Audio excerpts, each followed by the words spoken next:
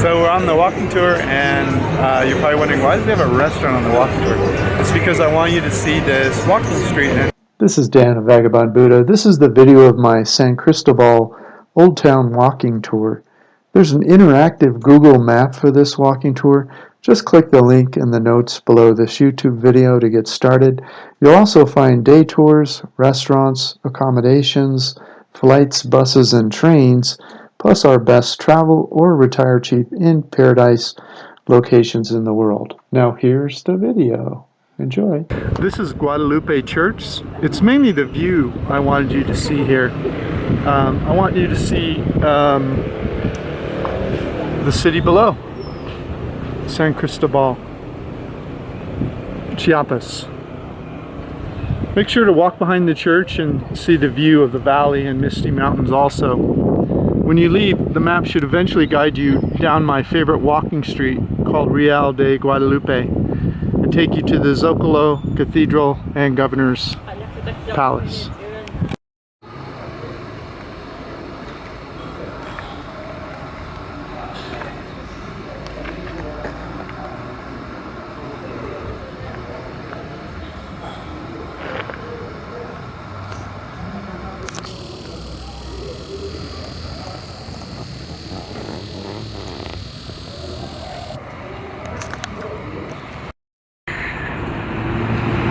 And you just walk straight down this street,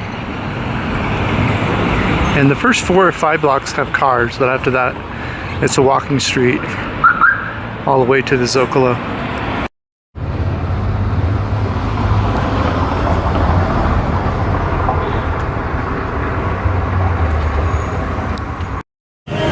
So it was 4 blocks and the walking street started. And I think it's 4 more to the Zocalo. But there's all sorts of restaurants here.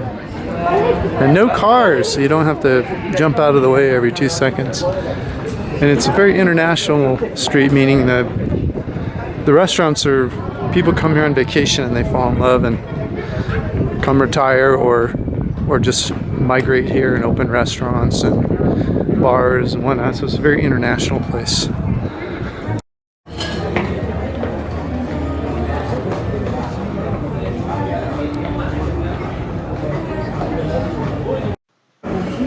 I left the USA in 2007. I've visited 65 countries so far. If you'd like to learn how to make money online while you live wherever you like in the world, please visit vagabondbuddha.com and get a free copy of my ebook. Thanks for listening.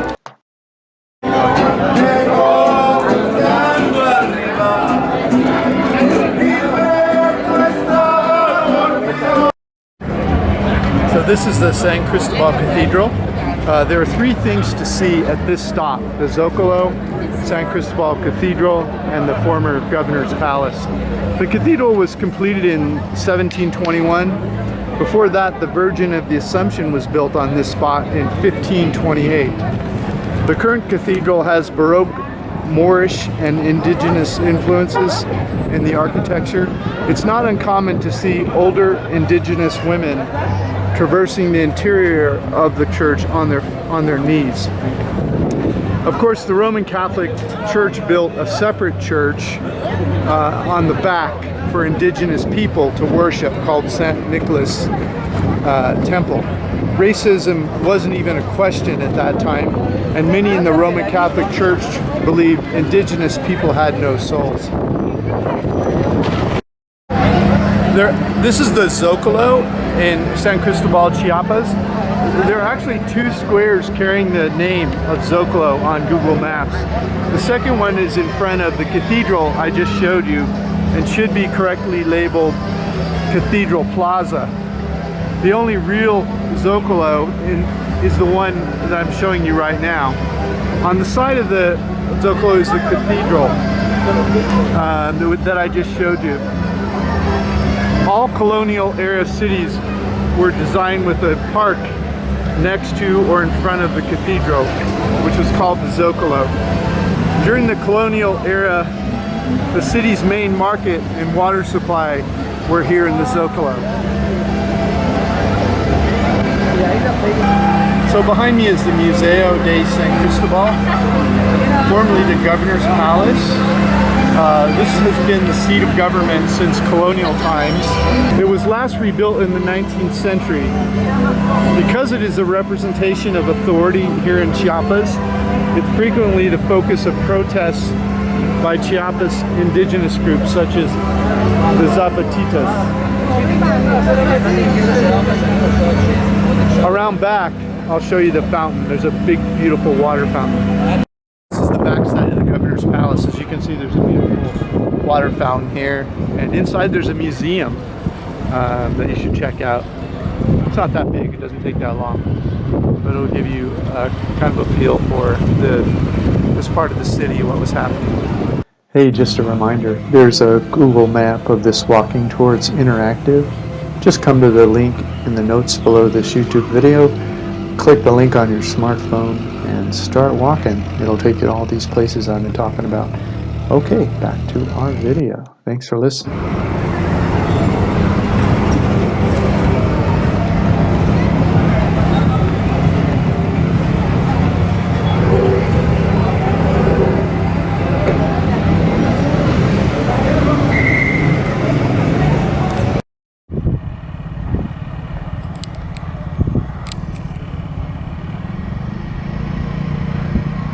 So this is the Amber Museum. It was formerly a monastery. First monastery in the city, built in 1537. It was built like a fortress, including barracks for soldiers in case of attack. It was converted into a military barracks for about 100 years, ending in 1960, when it served as a city jail for 30 years. It's been the Amber Museum since 2000.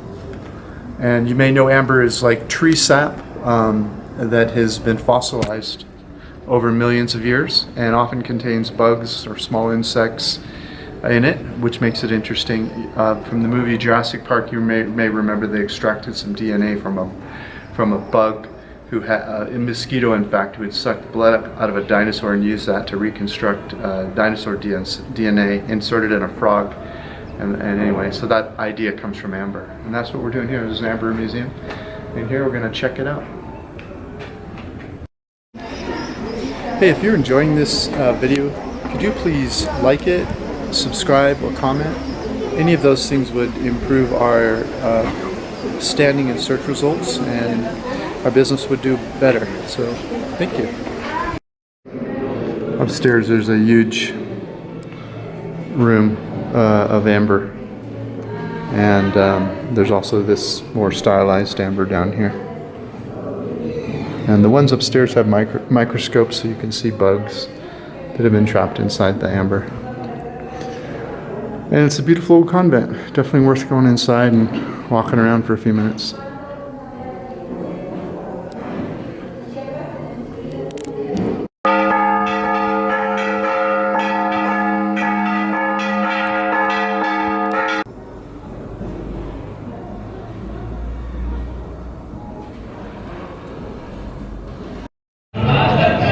And this is the church next door to the Amber Museum, which is the church that this convent was serving, of course. And it's in a beautiful little square. It looks like some kind of ceremony going on.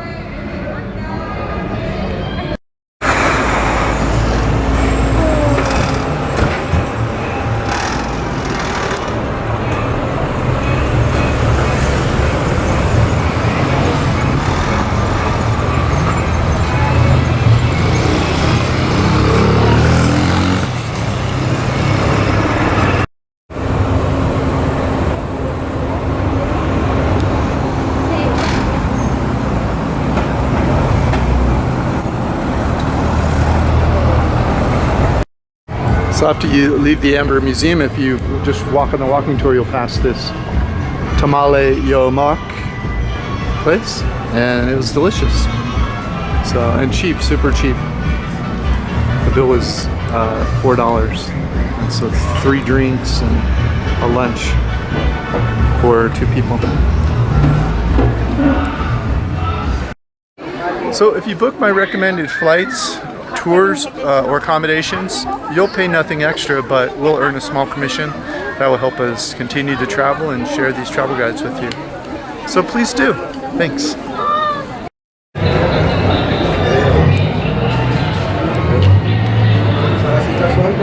So between the Amber Museum and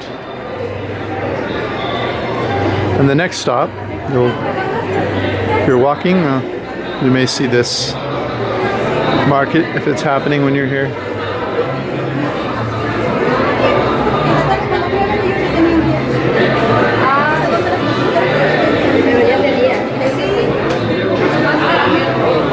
Not a big shopper myself, but this is a gorgeous. If you look around you, we're in the middle of a hacienda.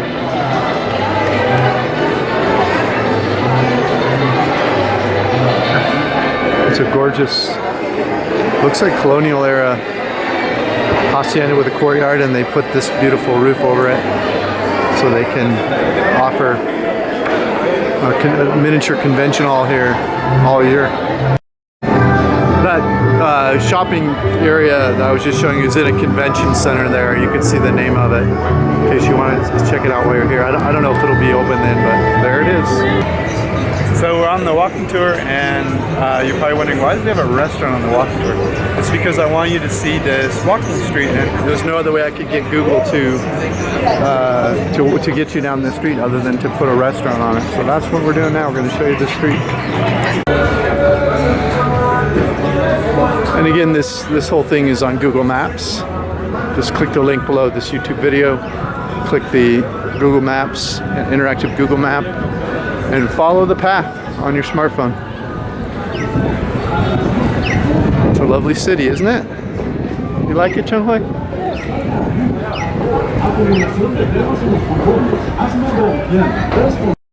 So this is the 500 Noches restaurant on the walking tour. But really what I wanted to do is take you in here and show you this restaurant heaven, in case you're feeling foreign. So it's all foreign food in here. Foreign, of course, to Mexico. There's Argentinian, there's Thai, there's Japanese, it's all in here. Pretty cool place, huh? San Agustin is what it's called. So on the walking street towards the end, there's these baskets that are upside down above your head with ribbons hanging from them. Pretty cool. Anyway, it's nice because there's just no cars here to deal with. You got restaurants and coffee shops, desserts, and no nightclubs and no cars. I love it. So this is at the end of the walking street, and then you go left. It's a beautiful little park and church and convent. So this is artisan, this market. It has both arts and crafts of the indigenous people of this area of Chiapas, and it also has candy, or dulce as they call it. So it's an art and candy market. Let's check it out.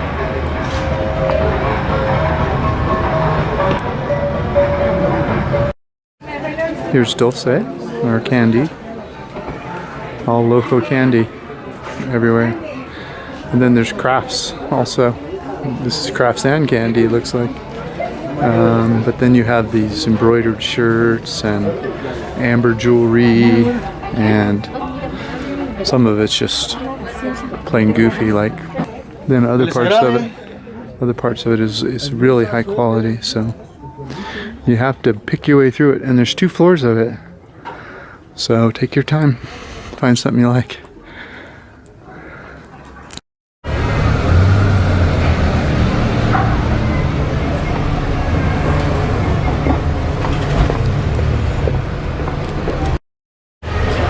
Vengo agarrando a Vanessa y ya no.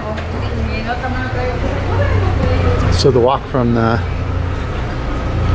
Artisan and Candy Museum is quite a ways, like 10 blocks, but it's beautiful, so time flies.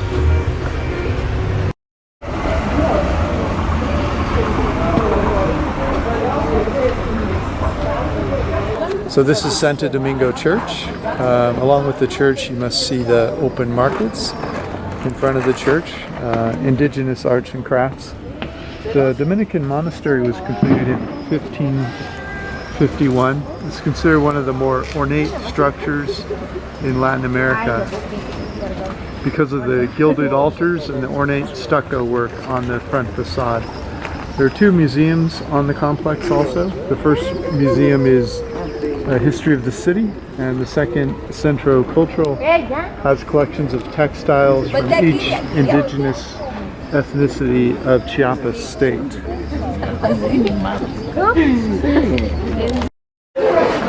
This is the market that I was referring to in front of the Santo Domingo Church. It just fills an entire square, very colorful.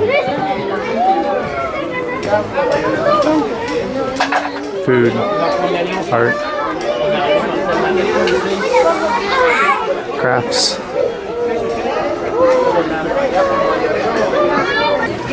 So this is Mercado Jose Castilla. It's a traditional Mexican market. There are very few tourists here, except for backpackers, but it's one of the best places to discover the local palate of traditional dishes such as saffron tamales, sopa de pan, asado caleto, atole de granillo, a sugar drink with posh in it. And it's just great people watching. We bought all of our vegetables, fruits and vegetables here, and great prices.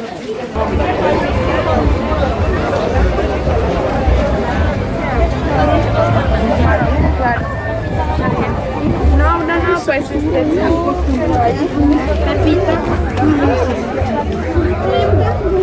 Pepita me lleva.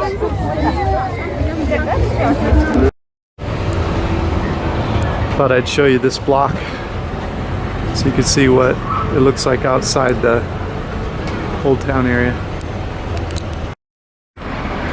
Chung was just noting how this looks like Peru, and it does. They have the dark colors on the bottom and white on top, like a stripe. We're very much outside the very expensive area, and as you can see, it shows a lot of character. So it's not all just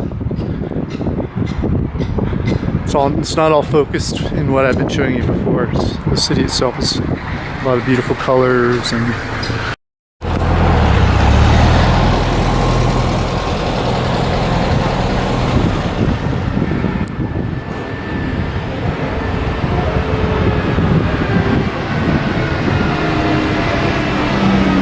this is Casa na Bloom, House of the Jaguar. This house was originally built in 1891 and later became the home of Franz and Gertrude Bloom in the 20th century. The couple spent 50 years documenting indigenous textiles, tools, clothing, arts, and archaeology. Their passion is on display at this museum, and it's 60 pesos or $3 per person. So the Bloom family donated this to the city, and these are newer works, as you can see, but it's quite remarkable. We're seeing this pattern in many Mexican cities. I believe they were German, is what I'm trying to say, and to collect the kind of things they collected over such a long period of time. I suppose it'd be more likely maybe that a wealthy foreign couple interested in indigenous art at a time it wasn't particularly popular by the locals. The Spanish wealthy Spanish didn't seem to be the ones collecting. Seems to be foreigners, and so bravo. And then they donated all.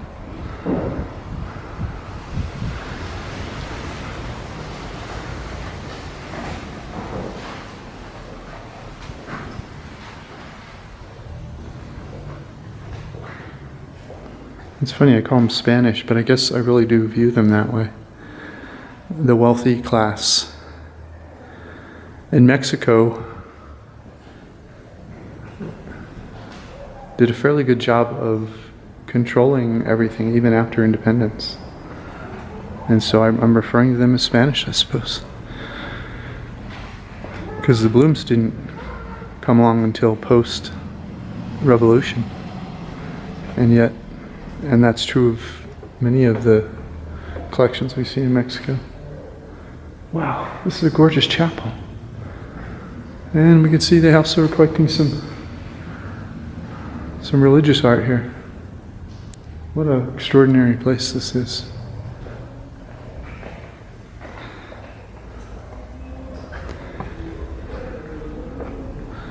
This is definitely a must-see. And here's Franz Bloom, 1922.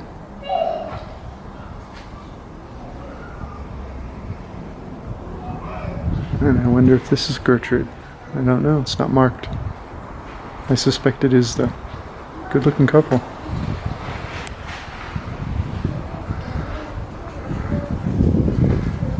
This looks a little bit like a store, but it's not. It's collected local art. It's not just the collection here that's is amazing. It's also the way this place has been kept, like it was probably at the time of their death. So it's a real look at how the post Spanish wealthy lived, if you will. Oh, it just goes on and on. It's just gorgeous.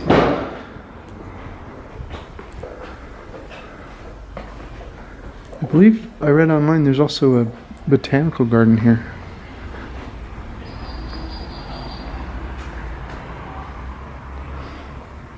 Wow, what a treat.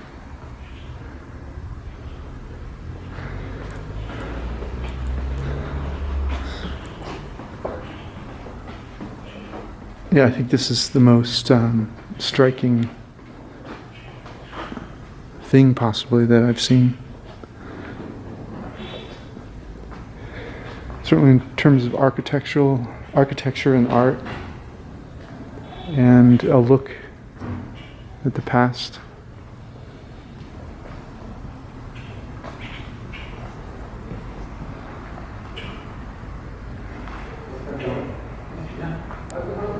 Wow, big thumbs up.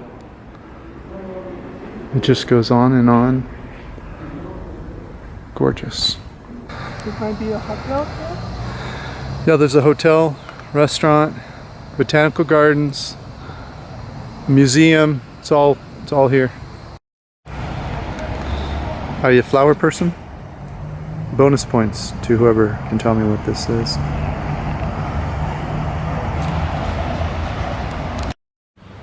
Looks like the family room or dining room / living room, library. Not sure what this is. This big beautiful table in the center, so maybe it's a study. Beautiful paintings on the walls and books full of information all about Mexico and the revolution and art and indigenous pieces of art. Wow, what a treasure this couple was to Chiapas. Franz and Gertrude Bloom.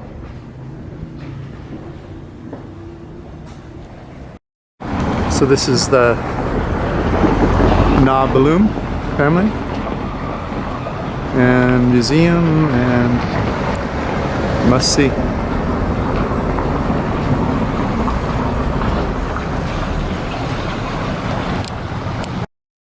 This is the garden restaurant across the street. If you'd rather eat here than inside the museum area.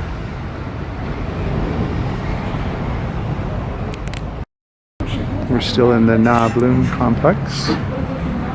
This is the garden. The Jaguar Garden restaurant.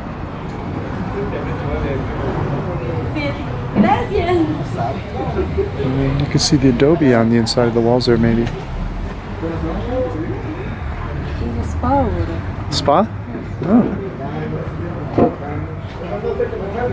Charming place.